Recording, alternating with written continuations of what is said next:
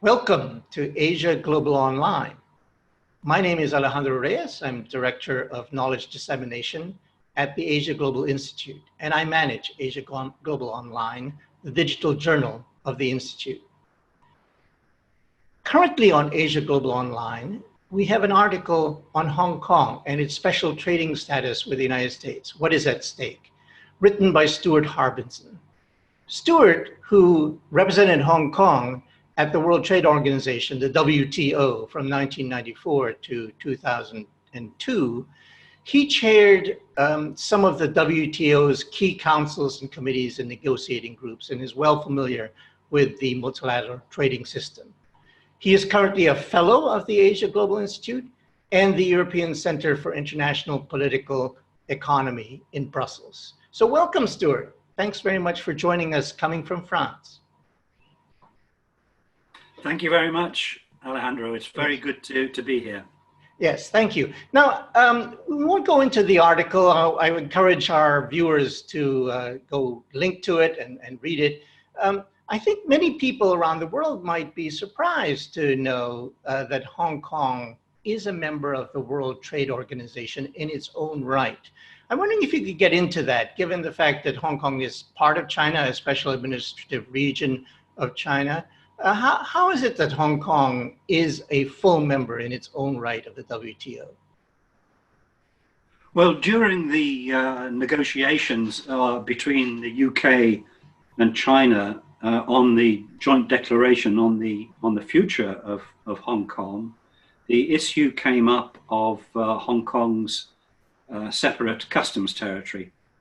And the UK and China agreed that Hong Kong could stand on its own in the World Trade Organization, which is an interesting organization because its membership is not limited to states, but also can cover separate customs territories. So in 1986, the UK certified to the GATT, as it was in those days, because the WTO was not yet in existence, that Hong Kong had autonomy in the conduct of its external commercial relations. And at the same time, China made a unilateral declaration to the GATT that in 1997, it would resume sovereignty over Hong Kong, but that Hong Kong could continue to be a separate member of the GATT and would continue to have autonomy in the conduct of its external commercial relations. So it was in 1986 that Hong Kong emerged as a separate contracting party to the GATT, and following the negotiations of the Uruguay Round, Hong Kong subsequently became a founding member of the World Trade Organization on the 1st of January, 1995. Interesting. And then, of course, we had the handover and in 1997, and Hong Kong became part of China. Now, if we're sort of fast forwarding to recent events, we've seen the protests in Hong Kong, which have led to friction between the United States and China, the United States sort of supporting the protesters. And more recently, with the decision by Beijing to implement a national security law for Hong Kong, that sort of raised the temperature in the friction between the United States and China. And President Donald Trump has threatened to end Hong Kong's so-called special trading status.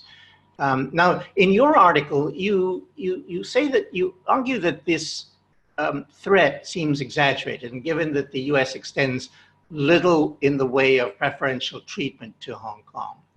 But the stakes are high, you warn, because if mishandled, this dispute could call into question the Chinese Special Administrative Region's continued existence as a separate customs entity and international trading hub.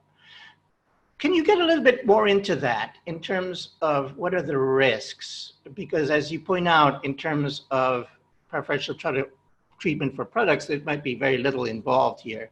But this could seep into things like services and financial services in particular.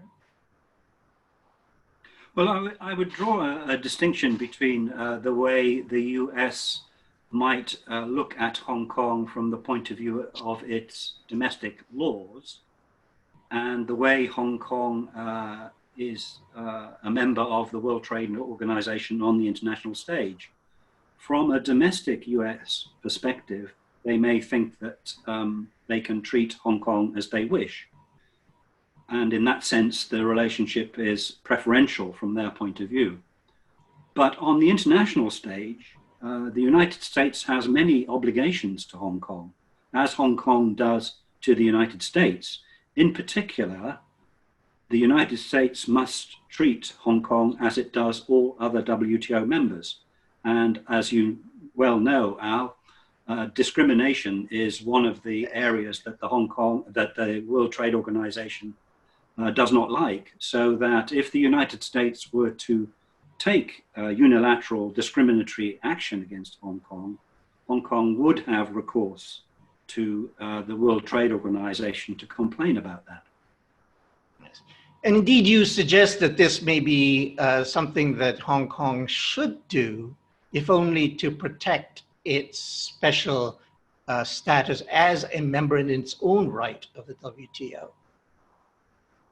That's right. My concern really is that if the United States were to take unilateral discriminatory action against Hong Kong, that if Hong Kong did not stand up to that, then it could be the start of a slippery slope. And there could be some other countries around the world, I'm not going to name names, but there could be other countries looking on and saying, well, if the United States doesn't treat Hong Kong separately from China on the trade side, then why should we? Particularly since Hong Kong does not seem to object to being treated in the same way as the mainland. So my point is that to prevent such a slippery slope beginning, that Hong Kong would need to stand firm at the outset. Now, I'm wondering if you might have some thoughts, given that we've seen the protests, we've seen the concern of business community, we've seen now, of course, this national security law that's coming up that Beijing wants to implement here in Hong Kong. There's talk about possible, in the United States, there's talk about possible sanctions even with against banks that might be seen as aiding or abetting the mainland's approach towards the protesters. Do you see the geopolitics that's heating up, as it were, this US-China strategic competition as possibly imperiling Hong Kong's position as an international financial center, as a major trading hub in the world? What are your concerns? Well, that risk is certainly there. My concern is to point out that although the United States, for example, Secretary of State Pompeo might say that Hong Kong has lost its autonomy and seems to be merging into the mainland, he might say that, but I need to point out that on the side of trade, including trade in services and financial services, that in fact, Hong Kong's separation remains very much in place. No one can say that Hong Kong's trade policy, including in relation to trade in services, is the same as China's. The economies are completely of a different nature, and quite rightly, they diverge in a regulatory sense. So I think this argument needs to be at least heard so that people understand that there is a difference. Having said that, the risk is there. I hope that the US will take into account the fact that Hong Kong has an open trade policy, including fairly open in services, and will see that it's in their interests to maintain that separation. Now, let's move on to a more to the WTO, because you're very familiar, having a lot of experience working at the WTO in particular, representing Hong Kong, but also as a special advisor to the Director General of the WTO. We're at a moment where there's a lot of discussion about reform in the WTO. And we've also entered a period where the current Director General is soon to step down, I believe in August, and that there now is now a process in place for replacing the Director General at a time where really there are a lot of stresses on the global trading system. I'm wondering if you give us an update, if you will, on the reform process in the WTO, and also the Director General process. How does that work? Because it's always been kind of fraught with some difficulties, or geopolitical difficulties, if you will. Well, I think it would be fair to say that many members of the WTO, not just the United States, have for some time thought that the WTO is not operating as well as it should. In particular, it has been behind the curve in terms of developing modern rules which relate to international trade, which are relevant to modern commercial practices in areas, for example, such as digital trade. So the WTO has not made as much concrete progress as it needs to. Similarly, on the side of dispute settlement, the United States has a lot of complaints about the way the WTO's appellate body has been hearing cases. And I think quite a few members have some sympathy with the US in that regard. The problem is that the US has the methods that they have used have been perhaps rather more precipitate than a number of the members would like. But nevertheless, a process of reform is under discussion. And I would like to point out that in general terms, Hong Kong supports many of the issues that have been raised by the United States in terms of its complaints against the WTO, although Hong Kong, I think, would not agree with the methods being used.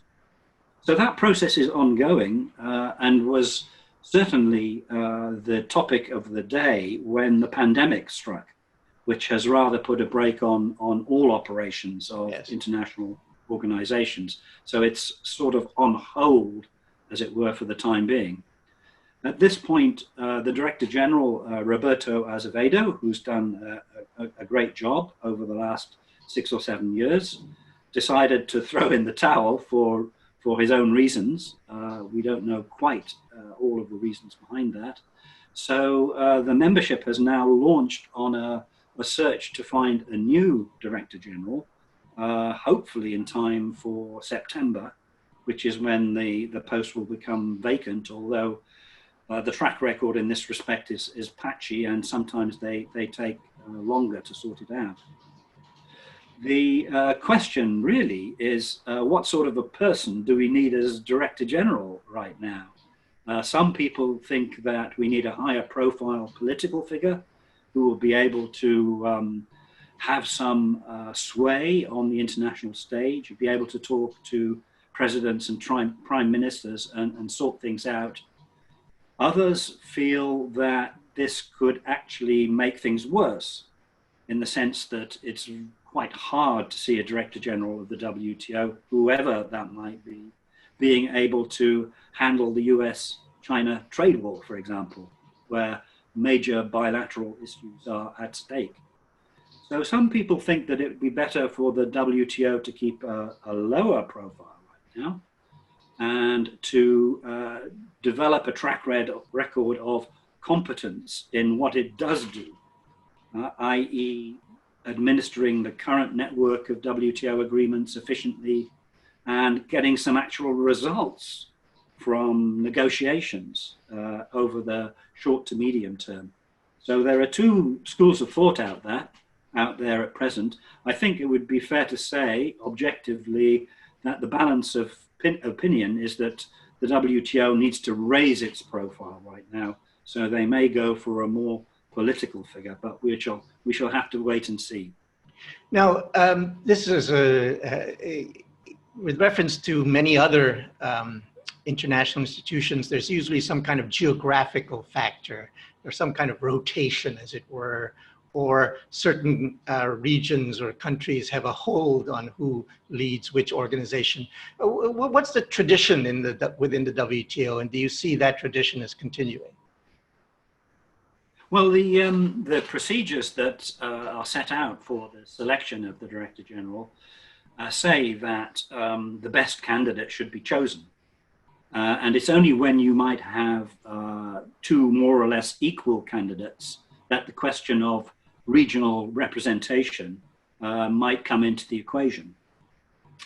Having said that, we've had Director Generals from Europe, from Asia, from New Zealand, and from Brazil. And a lot of people feel that it's about time that Africa got into the mix. There's a feeling out there that if Africa can unite around a really good candidate, that they may have a very good chance of having that person selected. But we wait to see how things pan out. Now, two more questions. One, the Doha Round, which of course everybody used to talk about, and it seems to have been abandoned, any hope of concluding it. Is that fair to say that people have given up, or is there still potential for this development agenda to be concluded sometime in the future? Yes, that's a very good question, Alejandro. I think it's fair to say that most people have given up on the Doha Round as a round.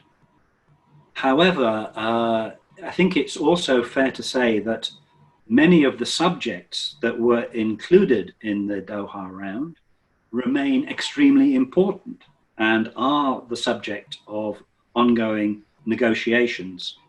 For example, there are very active negotiations going on the subject of agriculture, which is perhaps not Hong Kong's top priority, but is really important to a lot of countries.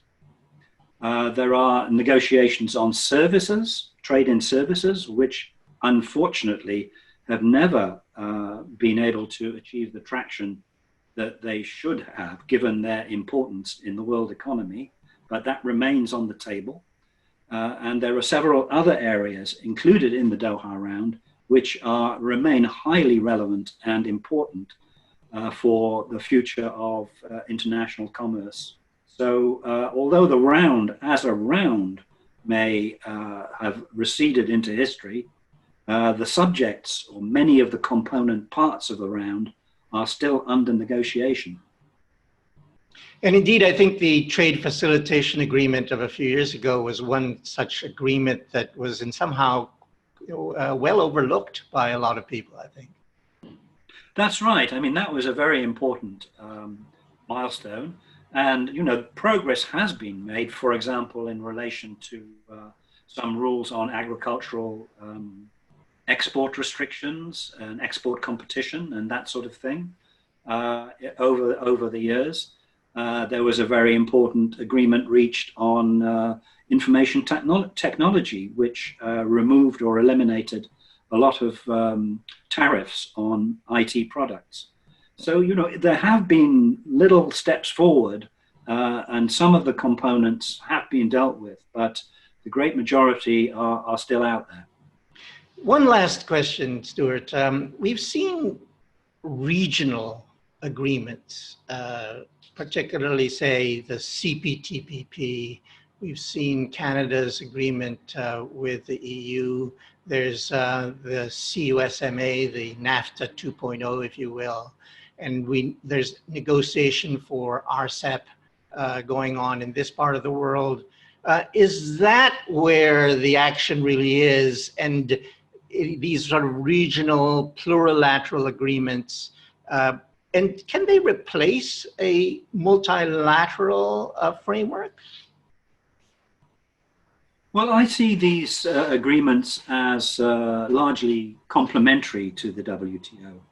I don't think that a patchwork of preferential trade agreements like this can replace the WTO with its global rules-based system.